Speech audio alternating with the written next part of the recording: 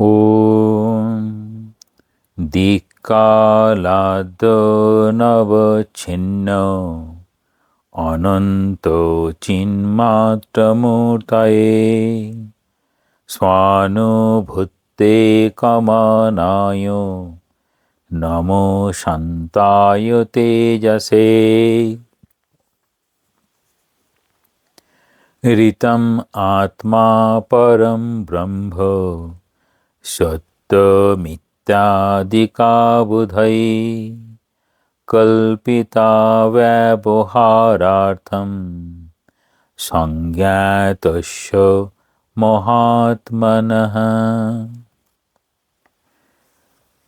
যোগবাশিষ্ঠ সার সপ্তম অধ্যায় শুদ্ধি নিরূপণ প্রকরণ, আজ ১৩ নম্বর শ্লোক। এর আগে পর্যন্ত যেভাবে নিয়ে আসছেন শুদ্ধি নিরূপণ, অর্থাৎ ঠাকুর যেমন বলতেন শুদ্ধ বুদ্ধি, শুদ্ধ মন, শুদ্ধ আত্মা একই, ঠিক সেই রকম শুদ্ধ হলে কি হয় আর অশুদ্ধ হলে কি হয়। যখনই মনে করা হবে অশুদ্ধ, অর্থাৎ জগতের প্রকাশ স্বরূপ নাম ও রূপ সেটি যেন প্রাধান্য, ব্যক্তি বিশেষে দেহাত্মভাব, দেহি দেহি ভাব, এই দেহি দেহি ভাবের ঊর্ধ্বে গিয়ে যখন বিচরণ করে তখন বুদ্ধি স্বরূপ বা মন স্বরূপ বা প্রাণ স্বরূপ আমি, এইরকম ভাবা, সেটিও শুদ্ধ ব্রহ্মের দিকে নিয়ে যেতে বাধার সৃষ্টি করে। তবে যত কিছু বাধা বা যেটি এই আত্মজ্ঞান লাভের অন্তরায়, তাকেই বলা হচ্ছে অবিদ্যা। ঠাকুরের খুব সুন্দর কথা আছে। ঠাকুর বলতেন বিদ্যা মায়া আর অবিদ্যা মায়া। বিদ্যা সেটিও মায়া, কিন্তু বিদ্যা মায়া যখন বলা হবে তখন সেটি যেন ভগবান লাভে সহায়ক। অবিদ্যা মায়া ভগবান লাভে পথে যত বাধা, ঠিক সেরকমই এখানে বলা হচ্ছে অবিদ্যা বশতই বিবিধ বিপরীত জ্ঞান হইয়া থাকে। তাহলে কি বলবেন? যখনই অবিদ্যা এসে হাজির হবে তখন বিপরীত জ্ঞান, অর্থাৎ ব্রহ্মস্বরূপ জ্ঞানের জায়গায় বিপরীত জ্ঞান, অর্থাৎ জগৎ সম্পর্কে বোধ, খুব বেশি দূর হলে পরে এই ব্যবহারিক সত্তায় গিয়ে আটকে যাওয়া। এখন বলছেন ১৩ নম্বর শ্লোক, অহো নো চিত্তম যৎ সত্যম ব্রহ্ম তদ্বিস্মৃতম নৃণাম যদ সত্যমবিদ্যাখ্যম তৎপুরো পরিবল্গতি। অহো নো চিত্রম যৎ সত্যম ব্রহ্ম তৎ নৃণাম বিস্মৃতম যৎ অবিদ্যা আখ্যম অসত্যম তৎপুরো পরিবল্গতি। বিচার করিলে ইহা বড়ই আশ্চর্য বলিয়া মনে হয় যে ব্রহ্ম, যাহা সদা সদ্রূপ, তাহাকেই লোকে ভুলিয়া বসিয়া আছে, এবং অসদ্রূপ অবিদ্যা অগ্রে স্ফুরিত হইতেছে। এটি হচ্ছে যেন মহামায়ার খেলা। তিনি চান না আমরা সব মুক্ত হয়ে যাই, তিনি যেন খেলতে ভালোবাসেন। তাই জন্য এই অবিদ্যাটা এমনভাবে আমাদের মধ্যে দিয়ে দেন যে যা কিছু অসৎ তার মধ্যেই আমরা ঘোরাফেরা করি, অর্থাৎ যেটা দিয়ে বা যেটার মধ্যে দিয়ে চললে পরে কখনোই সেই ব্রহ্ম সদ্রূপকে চেনা সম্ভব হয় না, ঠিক সেই পথেই আমরা ঘোরাঘুরি করি। ঠাকুর বলছেন বুড়ি ছোঁয়া খেলার মতো, যদি একবার বুড়িটাকে ছুঁয়ে ফেলা যায় তাহলে এই ব্রহ্মজ্ঞান কোনোভাবেই সে আর বিস্মৃত হতে পারবে না। এখানে বলছেন স্বীয় স্বরূপ ভুলিয়া, আমাদের প্রত্যেকের স্বরূপ, অর্থাৎ স্বামী যেমন জ্ঞানযোগের নিরিখে বলছেন মানুষের যথার্থ স্বরূপ, তাহলে আমাদের যথার্থ স্বরূপ সেই আত্মা বা আত্মবোধ, সেটা ভুলে গিয়ে এই দেহকেই লোকে আত্মা মনে করিতেছে। ইহা বড়ই বিচিত্র। তাহলে যারা এখানে পণ্ডিত বোঝার চেষ্টা করছেন বা জ্ঞান লাভ করার চেষ্টা করছেন, তারাও মাঝে মাঝেই আটকে যান। কিসে? না জাগতিক বিষয়ে যেন তার সব কিছু ভুল হয়ে যায়। অর্থাৎ কোনোভাবেই ভোলা যাবে না, যে কারণেই স্মরণ মনন নিদিধ্যাসন, এই শ্রবণ মনন নিদিধ্যাসনের মধ্যে দিয়ে ধারণাটাকে দৃঢ় করতে হবে। তাহলে এখানে বলা হয় ডাউট ক্লিয়ারেন্স, কোনোভাবেই সন্দেহ আসবে না। তো এখানে কি বলা হয়? বলা হচ্ছে যখনই হবে কি হবে না দ্বন্দ্ব এসে হাজির হয়, তখন বলা হয় বিনাশ অবশ্যম্ভাবী। তাহলে এই বিনাশ কার হয়ে যাবে? যখন তার দ্বন্দ্ব এসে হাজির হবে। তাহলে ব্রহ্মজ্ঞান হয়েছে কিনা বুঝতে পারছি না, অর্থাৎ হয়নি। হয়েছে কিনা বুঝতে পারবো কি করে? না তখন আচার আচরণ সব কিছুতে কীরকম ভাব তার প্রকাশ পাবে? সবেতেই তার জ্ঞানীর মতো অবস্থা, অর্থাৎ আলাদা করে তার কোনো বাসনা থাকবে না, বা রাগ অহংকার যা আমরা করে থাকি সেগুলো সব তুচ্ছ মনে করে তারা সহজেই এর বাইরে যেতে পারে। তাহলে ওখানে কি বলা হচ্ছে? বলা হচ্ছে যখনই এরকম সংশয় এসে হাজির হয়, কোনটা সংশয়? না কোনটা এই শুদ্ধ বুদ্ধি আর কোনটা বুদ্ধি, কোনটা শুদ্ধ মন আর কোনটা মন, কোনটা এখানে অসৎ কোনটা সৎ, এইরকম একটা সংশয় এসে হাজির হবে, তখন বলা হয় সংশয়াত্মা বিনশ্যতি। এই সংশয় থেকে যতক্ষণ সংশয় আছে ততক্ষণ ব্রহ্মজ্ঞান লাভ হয়নি। তাহলে কি বলছেন? বড়ই আশ্চর্যের কথা। কি আশ্চর্য? না আমরা বুঝতে পারছি, যারা পড়ছেন তারা সবাই বুঝতে পারছেন কোনটা সৎরূপ কোনটা অসৎরূপ। অর্থাৎ এখানে বলা হয় ইন্টেলেকচুয়াল আন্ডারস্ট্যান্ডিং, বুদ্ধি যেন ধরার চেষ্টা হচ্ছে, কিন্তু অনুভবে আসতে হবে। সেই জন্য বলছেন অহ ইহা আশ্চর্য জ্ঞাপক এবং নো ইহা বিচার সূচক। তাহলে অহ বলে বলছেন অহ, অর্থাৎ এটি হচ্ছে আশ্চর্যের বিষয়। অহ নো চিত্রম যৎ সত্যম ব্রহ্ম তদ্বিস্মৃতম নৃণাম। তাহলে বিচার করলে এটা বড়ই আশ্চর্য মনে হচ্ছে। কোনটা? না ব্রহ্ম যাহা সৎ, তাহাই আমরা ভুলে গিয়ে অসৎ রূপের এই অবিদ্যার মধ্যেই যেন আটকে যাচ্ছে। এখানে বলছেন যে অগ্রে স্ফুরিত হইতেছে, যা অগ্রে স্ফুরিত হচ্ছে সেটিই ব্রহ্ম। আর আমরা ব্রহ্মের প্রকাশ বা বিকাশ, যা দিয়ে এই বলা হয় ব্রহ্ম মায়ার সঙ্গে যুক্ত হয়ে এই জগতের যত সৃষ্টি সেসব হয়েছে, আমরা ওই সৃষ্টি নিয়েই মেতে আছি। যে কারণে ঠাকুরের একটা গল্প আছে যে রাজার সেই বাগান বাড়ি, রাজার দারোয়ান সব কিছু আছে, তারই যেন সব কিছু প্রকাশ। একবার যদি রাজার সঙ্গে দেখা হয়ে যায় তাহলেই হয়। সেই রাজাকে না এই ব্রহ্ম, তার এই প্রকাশ যত রকম রূপ আছে তখন তিনিই সব দেখিয়ে দেবেন। তখন বলা হবে ব্রহ্ম সত্য, এই জগৎটাও সত্য। আর ব্রহ্ম এই সত্যি হচ্ছে বলছেন জোরে আছে, ব্রহ্মজ্ঞানেতে জোরে আছে সব কিছু। এখন বলছেন বেদান্ত বলেন যে ব্রহ্ম অদ্বিতীয়। তাহলে ব্রহ্ম অদ্বিতীয় অর্থাৎ একটাই রয়েছে, যেমন ইনফিনিট একটাই থাকে, দুটো ইনফিনিট থাকে না, ঠিক সেই রকম ব্রহ্ম অদ্বিতীয় শুদ্ধ চৈতন্য স্বরূপ। তাহলে কেবলমাত্র শুদ্ধ চৈতন্য স্বরূপ, আর সেখানে কোনো কিছু যুক্ত নেই, সদা মুক্ত নির্বিকার ইত্যাদি। তাহলে ব্রহ্মের স্বরূপ দিয়ে কী বলতে চাইছেন?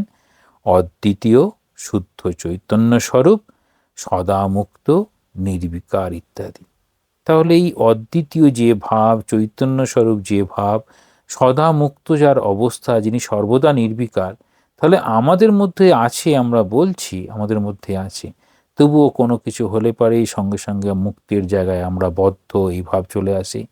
চৈতন্য স্বরূপ, শুদ্ধ চৈতন্য স্বরূপ, তারপরেই মনে হয় না আমি শুদ্ধ চৈতন্য স্বরূপ নই, আমার মধ্যে অনেক অজ্ঞান যুক্ত হয়ে আছে, আমি ভালো মন্দ কর্মের মধ্যে দিয়ে চলেছি।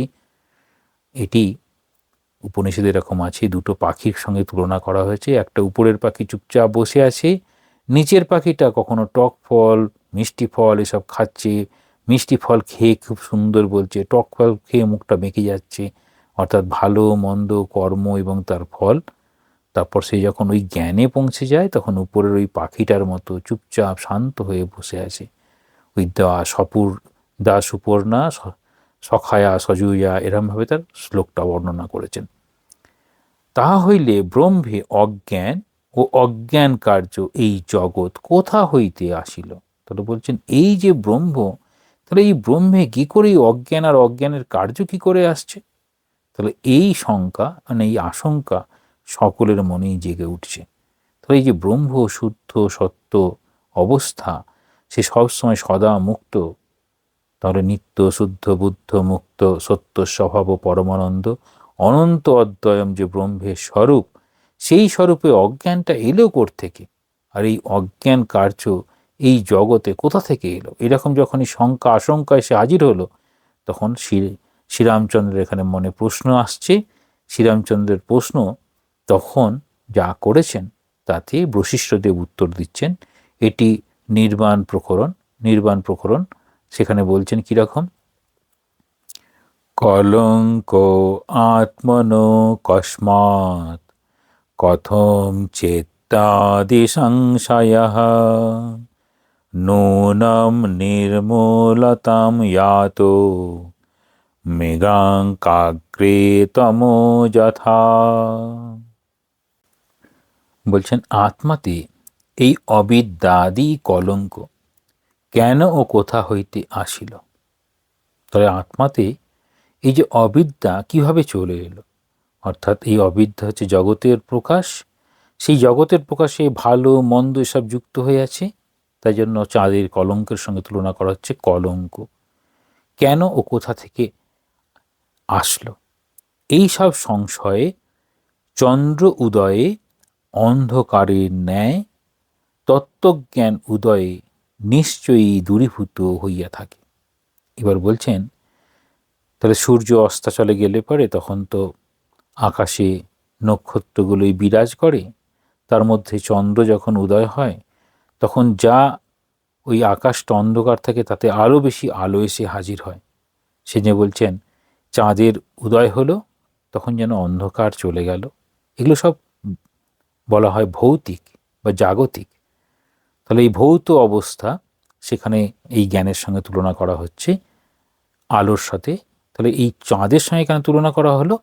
না, চাঁদের যেমন স্নিগ্ধতা আছে, শ্রীমা সারদা দেবী ওই জন্য বলতেন চাঁদের যেমন ওই স্নিগ্ধ আলো আছে, ঠিক সেই রকম আর চাঁদের যে কলঙ্ক আছে সেটি যেন আমাতে না থাকে।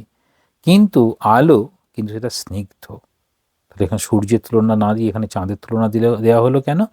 না, চাঁদের ওই স্নিগ্ধতা যদি সত্যিকারের জ্ঞানের উদয় হয় তখন সেটি শান্ত সমাহিত অবস্থা, যে কারণে বলা হয় বিদ্যা দদাতি বিনয়ম, তখন বিনয় দেখাবে, অহমিকা দেখাবে না। তাহলে চন্দ্রোদয়ে অন্ধকারের ন্যায় অন্ধকারগুলো যেমন চলে গেল, তত্ত্বজ্ঞান উদয়, এই তত্ত্বজ্ঞান উদয় হয় তখন নিশ্চয়ই দূরীভূত হইয়া থাকে। কোনটা? না, এই অবিদ্যার কলঙ্ক দূরীভূত হয়ে যায়। উৎপত্তি প্রকরণে আবার বলছেন ভ্রান্তিরেষা যথায়াতা তথায়াতুরঘুদ্বহ জ্ঞাস্য সেতৎ প্রভুদত্তম এনম কেবলম উৎসৃজা।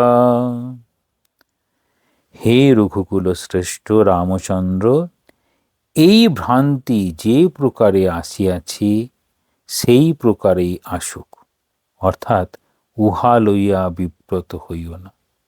তাহলে ভ্রান্তি কিভাবে এসেছে, কেন এসেছে, সেটি নিয়ে তুমি বিশেষ চিন্তিত হইও না, বিব্রত হইও না। কারণ প্রবুদ্ধ হইলে যখন তোমার এই বোধ যখন সেই উচ্চতায় উঠবে, প্রবুদ্ধ সত্যিকারের যখন তুমি জ্ঞানী হবে, প্রবুদ্ধ হইলে তুমি নিজেই সব জানিতে পারিবে। এটা খুব সুন্দর একটি উদাহরণ ঠাকুর দিয়েছেন। কিরকম? না, ছোট শিশু মাকে বলছে, মা আমার যখন বাচ্চা পাবে না তুমি আমাকে ডেকে দেবে। তখন মা বলছেন, দেখো বাবা, বাচ্চা পেলে তখন তুমি নিজেই উঠে পড়বে। ঠিক সেই রকম যখন আমাদের এই জ্ঞান হয় তখন নিজে থেকেই আমরা সব বুঝতে পারি। যতক্ষণ না জ্ঞান হয় ততক্ষণ আমরা বুঝতে পারি না। এটা কীরকম? না, যখন আমি অন্ধকারে আছি অন্ধকারের বোধটাই থাকে, যখন আলো এসে যায় তখন আলোর বোধটা থাকে। তাহলে অন্ধকার অবস্থায় থেকে আলোর বোধ করা সম্ভব নয়, আবার আলোর মধ্যে থেকে অন্ধকারকে বোধ করা সম্ভব নয়। যে কারণে বলছেন, ভ্রান্তি যে প্রকারে আসিয়াছে সেই প্রকারেই আসুক, অর্থাৎ উহা লইয়া বিব্রত হইও না, মানে ওটা নিয়ে বিশেষ চিন্তা করতে বারণ করছেন। কেন না, প্রবুদ্ধ হইলে ঠিক ঠিক জ্ঞান তুমি যখন লাভ করবে, তুমি নিজেই সব জানিতে পারিবে। এখন এই ভ্রান্তি কিরূপে নিবৃত্ত হয়, তাহলে ভ্রান্তি কীরকমভাবে যায়, কেবল তাহার চেষ্টা করো, সেইটাই চেষ্টা করো কীভাবে এই ভ্রান্তিগুলো চলে যায়। ভ্রান্তি ত্যাগের প্রয়ত্ন করো, মানে ভ্রান্তিতে চলে যায় তার জন্য তুমি চেষ্টা করো। কারণটা কি, জ্ঞান হইলে জানিতে পারিবে যে এই অজ্ঞান শুদ্ধ আত্মাতে বস্তুত কোনো কালেই ছিল না। বলছেন এই যে অজ্ঞান অবস্থা, এটি শুদ্ধ আত্মাতে ছিল না।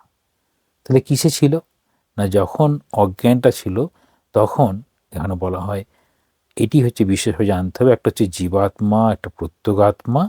যতক্ষণ জীবাত্মা রূপে আমি এই জীব স্বরূপে নিজেকে প্রকাশ করছি, ততক্ষণ এই অজ্ঞানটা যুক্ত থাকে।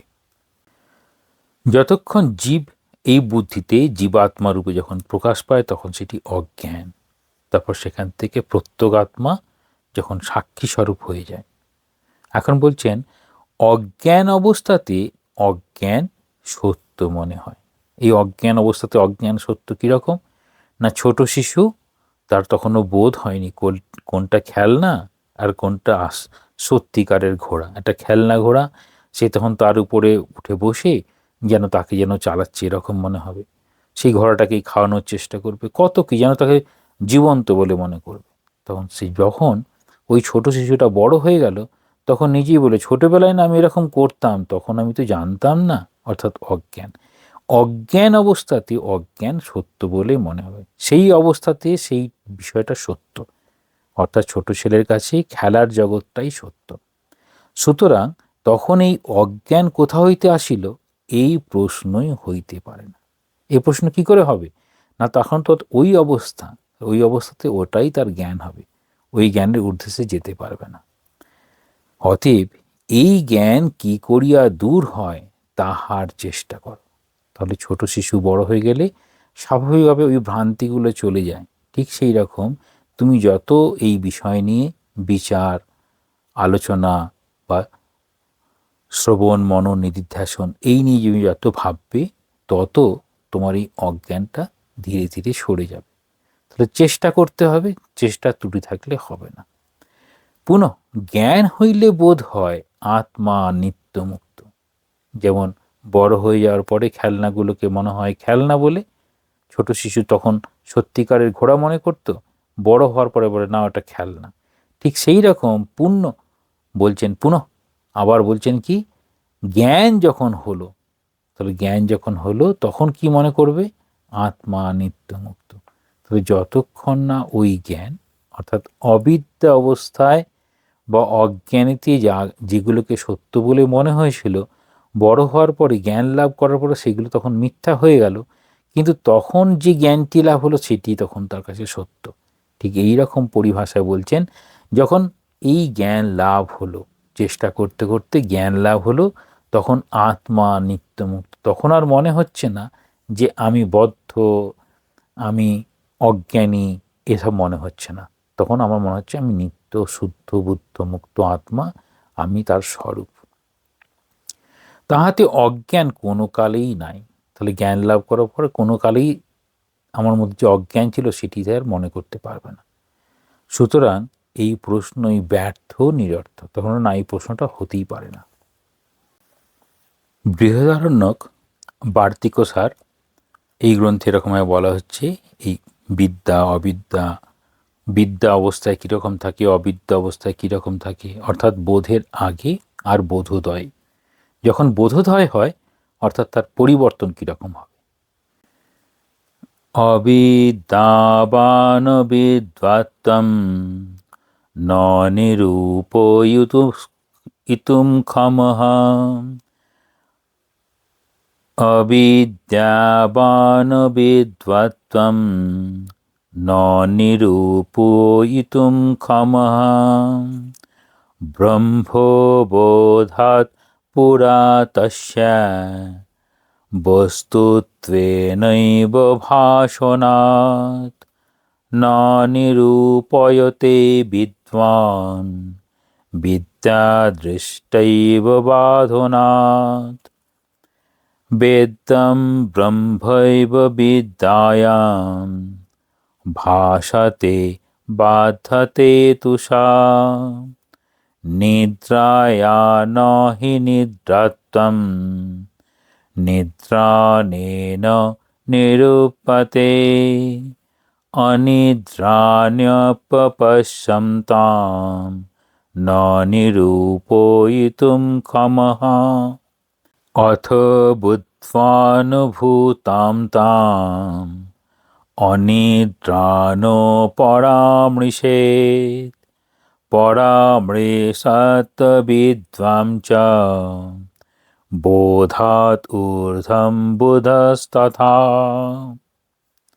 বলছেন অবিদ্যাবান অবিদ্যার স্বরূপ জানিতে অসমর্থ।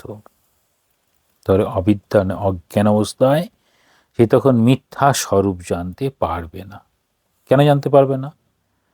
ঠাকুরের কথা হচ্ছে খুব সুন্দর, যে একটা নুনের পুতুল সমুদ্র মাপতে গিয়েছিল, তাহলে তার দ্বারা সমুদ্র মাপা সম্ভব হবে না? সমুদ্র গেলে পারেই সে তখন একাকার হয়ে যাবে।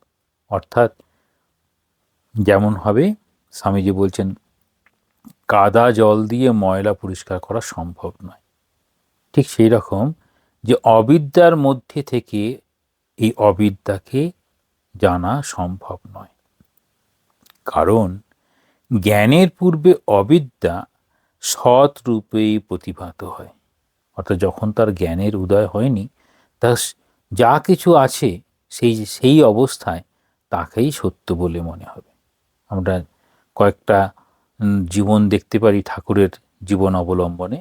কয়েকজন এরকম ছিলেন যারা মনে করত এই বিষয় আশয় সেগুলোই যেন সত্য, সেগুলো কি ভগবানের নয়? ঠাকুর যখন বলছেন তখন বলছেন এগুলো কি তার নয়? পরবর্তীতে ঠাকুর বলছেন যদি ভগবান তোমার কাছে আসেন, তুমি কি তাহলে স্কুল কলেজ হাসপাতাল এসব চাইবে? তাহলে যার যেরকম অবস্থা সেই অবস্থায় তিনি যেটা চান। এই জ্ঞানের যেরকম স্তর থাকে সেই স্তরেতে তার চাওয়া পাওয়াটা নির্ভর করবে। অর্থাৎ যত ব্যক্তির মধ্যে বিষয় আশয়, কেন ঠাকুর বলতেন যে এই তিন টান এক না হলে ভগবানকে পাওয়া যায় না? অর্থাৎ আমাদের মনটা কোথায় রয়েছে, অর্থাৎ আমাদের বোধ বা আমাদের সত্তা আমি যেখানে বিরাজ করব, তাহলে সেই অনুযায়ী হবে। সহজভাবে বলতে গেলে যখন একজন মানুষ বাগানে থাকে তখন সেটা বাগানের কাজ করছে, তখন মালির মতো, তখন তাকে অন্য কিছু জিজ্ঞাসা করলে হবে না। এরকম যদি আমরা উদাহরণ দেখি, কীরকম দেখব? স্বামী ব্রহ্মানন্দজির যদি উদাহরণ দেখি, তিনি পুকুরে ছিপ ফেলছেন, তো সেই সময় কেউ একজন এসেছেন, এসে তিনি বলছেন আমি এরকম মহারাজের সঙ্গে দেখা করব। তখন তিনি কি বললেন, আচ্ছা গিয়ে অফিসে বসুন, উনি এসে দেখা করবেন। উনি তো বলতেই পারতেন আমি সেই ব্যক্তি, তো বললেন না কেন? তা বলছেন উনি তখন ওই মাছ ধরছেন সেই ভাবটা যদি যায়, তাহলে সে হয়তো ততটা বুঝে উঠতে পারবে না। অর্থাৎ আরেকটা গল্প আছে এরকম, শিষ্য গুরুকে জিজ্ঞাসা করছেন, গুরু বলছেন তিনি কীরকম না সর্বভূতেই তিনি আছেন। তখন শিষ্য বলছেন সর্বভূতে আছেন? আচ্ছা এই গাছপালা পশু পাখি সব কিছুতে আছেন? এই সামনে যে শুকুরটা দেখা যাচ্ছে তার মধ্যেও তিনি আছেন? তখন গুরু বলছেন হ্যাঁ আছেন। বলছেন আপনি কি তাহলে সেই রূপ ধারণ করতে পারেন? বলছেন আমাদের যদি সেরকম হয় তাহলে সেটি হতে পারে। দেখানো হয় যে দেবতারা যখন খুশি যে কোনো রূপ ধারণ করে এসে হাজির হতে পারে। যেমন হবে মহাবীর হনুমান, শ্রীকৃষ্ণ বলছেন আমি সেই প্রভু, কিন্তু তিনি স্বীকার করছেন না। সেই যখন শ্রীরামচন্দ্রের রূপ দেখালেন তখন তিনি স্বীকার করলেন। তাহলে প্রত্যেকের একটা ধারণা, সেই ধারণাটা তার কাছে যেরূপ সত্য বলে প্রতিভাত হবে সেই অনুযায়ী তিনি আচরণ করবেন। সেই আচরণের নাম হচ্ছে যিনি যে অবস্থায় আছেন, যার কাছে যেটি সত্য বলে মনে হয়েছে। তাহলে ধারণার পরিবর্তন হলে মানুষের পরিবর্তন হবে। ঠিক সেই রকম বিদ্যার ঠিক ঠিক অনুশীলন এবং ব্যবহার যদি করা যায় তবেই তত্ত্বজ্ঞান হয়, তাহলে হয় না। সেজন্য বলছেন জ্ঞানের পূর্বে অবিদ্যা, তাহলে জ্ঞান লাভের আগে অবিদ্যা সৎ রূপেই প্রতিভাত হয়। তো যদি জ্ঞান যদি না হয়ে থাকে তাহলে সেটিকেই তার ঠিক বলে মনে হবে। তাহলে আমাদের বিভিন্ন সময় মনে হয় এই মানুষটা তো ভুল বলছেন, কিন্তু এত জোরের সঙ্গে বলছেন কেন?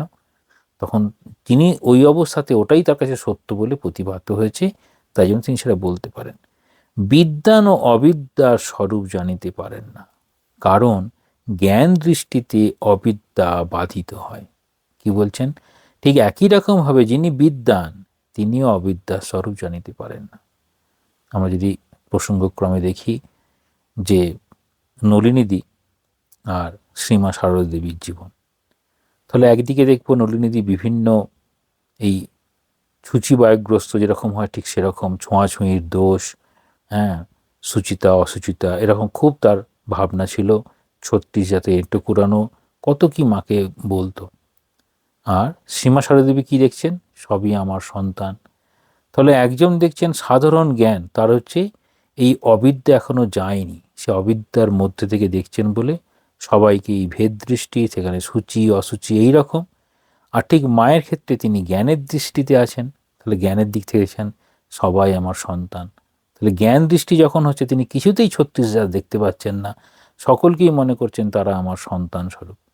যখন মাকে জিজ্ঞাসা করা হচ্ছে যে সাধারণ প্রাণীগুলো কি তোমার সন্তান, বলছেন হ্যাঁ। তাহলে গঙ্গারাম বলে টিয়া, সেও মাকে মা বলে ডাকতো, তো মা সাড়া দিতেন যাই গো, এরকম।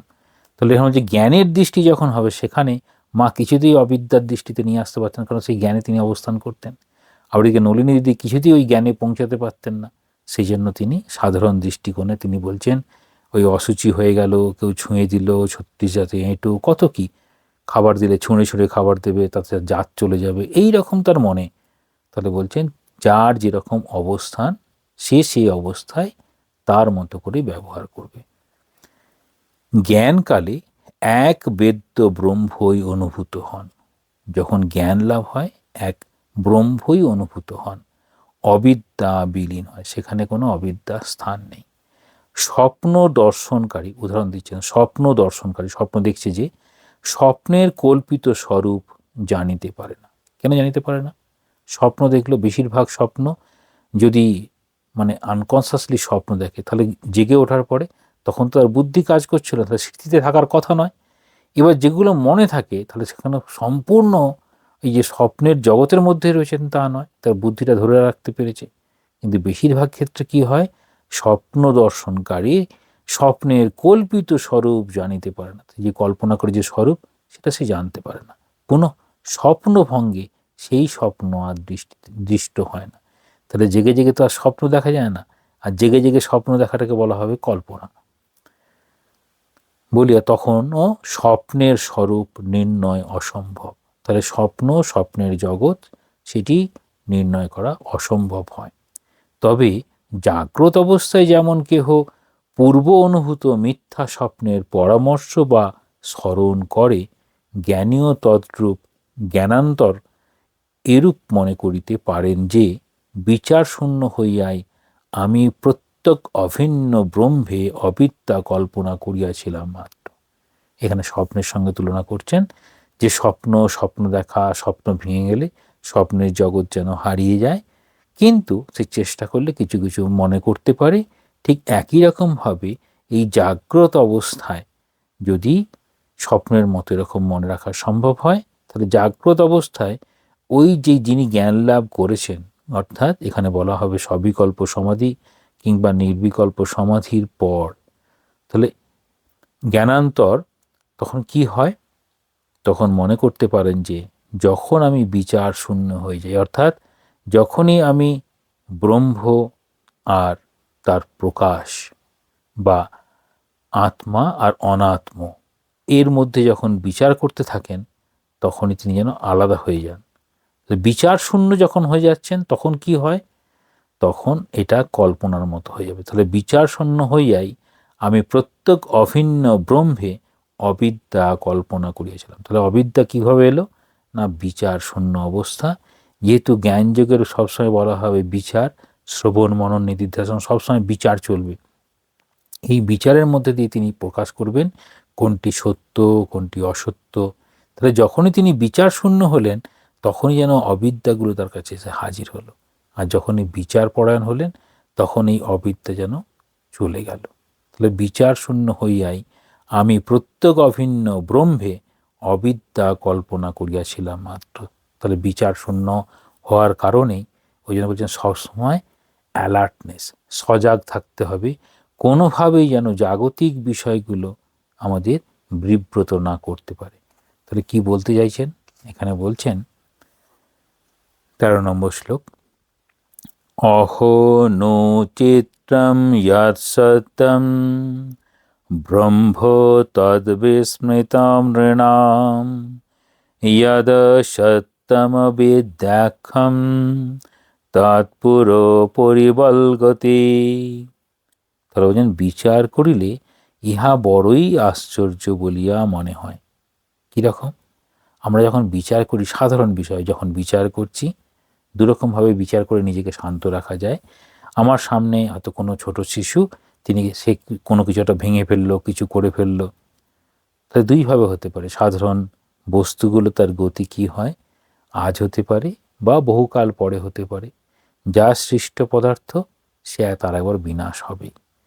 তাহলে আমি কি ওই ছোট শিশুটাকে সঠিক আচরণের জন্য বলবো না?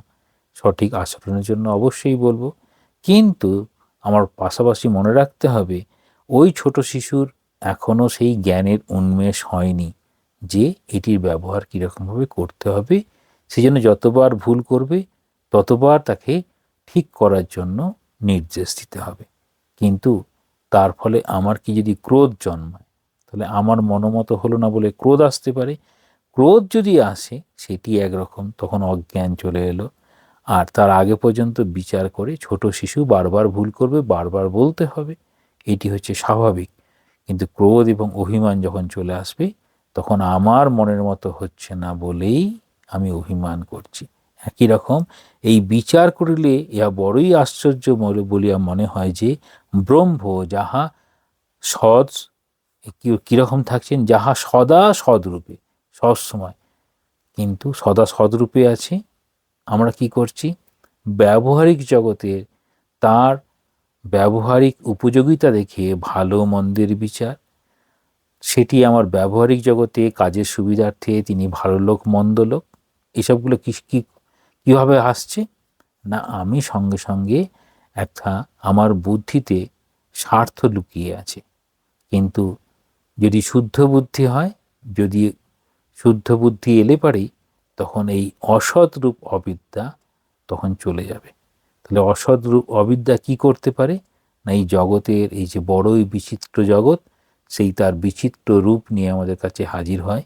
তাহলে যত আমরা এই দেহানুবর্তনম শাস্ত্রানুবর্তনম, এই যে আছে লোকানুবর্তনম, যা কিছু আছে এই জগতের মধ্যে আমি ভালো হব কি মন্দ হব, তাহলে নীতিকে ধরে রাখবো না মানুষকে ধরে রাখবো। তাহলে বলছেন যার কাছে নীতি প্রধান তার কাছে ব্যক্তি প্রধান হতে পারে না, আর ব্যক্তি প্রধান যেখানে সেখানে নীতি প্রধান হতে পারে না। তাহলে বলছেন স্বামীজি বলছেন, কি বলছেন, যে যদি ন্যায়পরায়ণ নীতিপরায়ণ হতে হয় তাহলে স্বার্থ ত্যাগ করতে হয়। যেখানে স্বার্থ লুকিয়ে আছে সেখানেই অবিদ্যা থেকে এগুলো আসে। সেজন্য বলছেন বিচার করে বারবার দেখতে হবে। তখন সেখানে আমরা নিজেরাই আশ্চর্য হয়ে যাই কখন কোন ক্ষুদ্র কোনো একটি চাওয়া পাওয়াকে কেন্দ্র করে, নিজের স্বার্থকে কেন্দ্র করে আমি এই সৎ রূপ ভুলে গিয়ে অসৎ রূপ অবিদ্যাকেই প্রধান বলে ভাবলাম, যে কারণে আমার কাছে বড়ই বিচিত্র রূপে এই জগৎ এসে হাজির হলো। সেই জন্য আমি ব্রহ্মের স্বরূপ, তিনি যে নিত্য শুদ্ধ বুদ্ধ মুক্ত সত্য স্বভাব, সেটি আর বুঝতে পারলাম না। সেদিন বলছেন এই আশঙ্কা যখনই আসবে সঙ্গে সঙ্গে বিচার করতে হবে। তাহলে গুরুদেবরা কেন বলেন যে প্রতিদিন নিত্য নিয়মিত জপ ধ্যান স্বাধ্যায় কেন বলেন না, এই জগতের মধ্যে আমাদের এই অবিদ্যা এসে হাজির হওয়াটা স্বাভাবিক।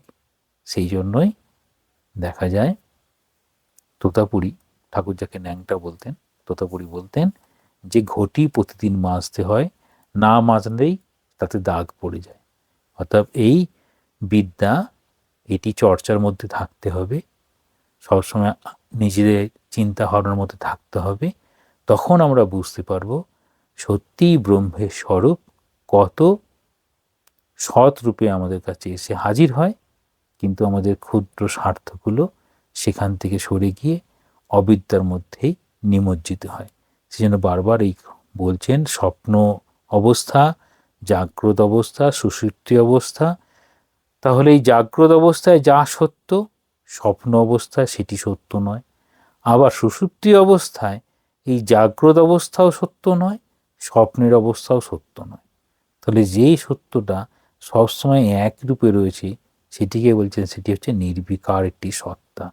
তাহলে সেই চৈতন্য, শুদ্ধ চৈতন্য স্বরূপ, যেটি নির্বিকার সত্তা রূপে রয়েছে, যেটি কখনোই কালিমালিপ্ত হয় না, সবসময় শুদ্ধই থাকেন। তাহলে সেইটা বলছেন যে এই স্বরূপ আমরা এটা কেন হলো, তার কারণ হচ্ছে আমরা নিজেদের স্বরূপ ভুলে গেলাম। আর এই দেহকে কেন্দ্র করে, অর্থাৎ অন্নময় কোষ, প্রাণময় কোষ, মনোময়, বিজ্ঞানময়, আনন্দময় কোষ, এর মধ্যেই ঘোরাফেরা করে আর এই বিচিত্র জগতের মধ্যেই বদ্ধ হয়ে গেলাম। সেই জন্য বলা হয় যে সবসময় ঠাকুর কাছে প্রার্থনা যে আমাদের সৎ অসৎ বুদ্ধি, সেখান থেকে সত্যকে ধরে রাখার চেষ্টা। যেমনভাবে মা বলছেন, খুব সুন্দর একটি উপদেশ দিচ্ছেন, যদি প্রার্থনা করতেই হয়, নির্বাসনার জন্য প্রার্থনা করতে হয়। যে কোনো বাসনাই স্বার্থের আকারে আমাদের কাছে এসে হাজির হয়, তখন এই ব্রহ্ম সত্তা আমাদের ধরে রাখা সম্ভব হয় না। ওম শান্তি শান্তি শান্তি। হরি ওম তৎসৎ। শ্রীরামকৃষ্ণার্পণমস্তু।